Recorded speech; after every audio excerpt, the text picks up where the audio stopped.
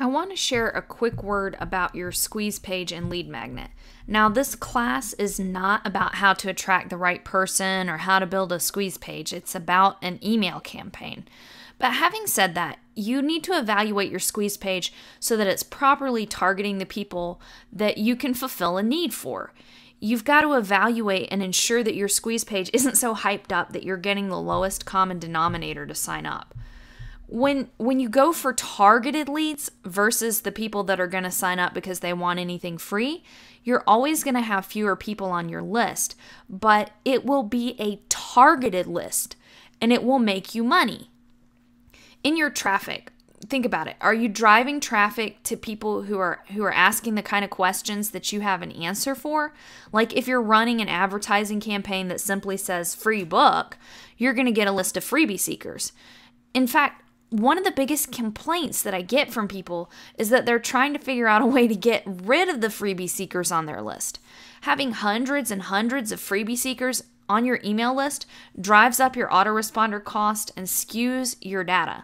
So a good way to do this is to stop using the word free. I mean, there's a place for free. In fact, when you use this language, you will get more of a response. But if you're running a lot of traffic and this language is bloating your list and running up your costs, you might want to tailor what's being presented on your squeeze page, your videos, and your ad campaign. Instead of using this language that attracts the freebie seekers, it's a good idea to say, download this free PDF that's going to teach you XYZ.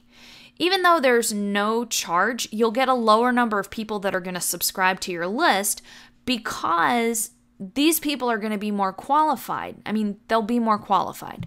You'll get a lower number of people to subscribe to your list than if you sprinkle free all over your squeeze page. And I know, although I'm harping on the word free, it's the same thing as using big bold letters with a bunch of exclamation points and highlighting everything on your squeeze page. It just rings amateur and kind of cheap.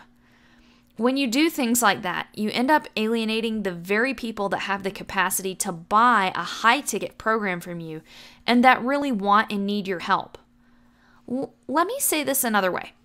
When you use everything that we've talked about in this class, you're attracting the types of people that are attracted to this type of marketing. People who don't have the money to afford you.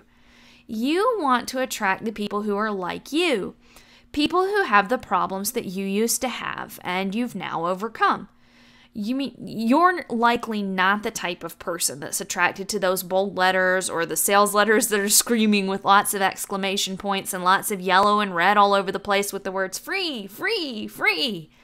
If you're not attracted to this, then why should your clients be attracted to this? When you're doing this right, you'll be attracting the people that think a lot like you do. Even though they may have a problem that you have overcome and no longer have, intrinsically, these people are going to be a lot like you. So when you create your squeeze pages, your videos, your advertisements, whatever it is you're doing to drive traffic, if you do it in a way that's not really consistent with your personality, then this inconsistency is going to hurt your sales. And when this happens, you'll find that it's difficult to build a trust-based relationship with your subscriber because of this inconsistency. And remember, trust is what we've been talking about. So, if you've listened to what I've taught about having one voice, taken any of my other classes where I've talked about voice, this is essentially what's happening. So when the personality of your squeeze page or your marketing doesn't match like the heart of your emails and what naturally comes out of you, then it's very difficult for a tight bond to occur. And that bond is essential for you to make sales. So again, if this foundation is incorrect, you can have a perfect email campaign and it's just not going to work. So that's why we talk about squeeze pages and things like that. They have to be in sync with each other. They have to have that same voice.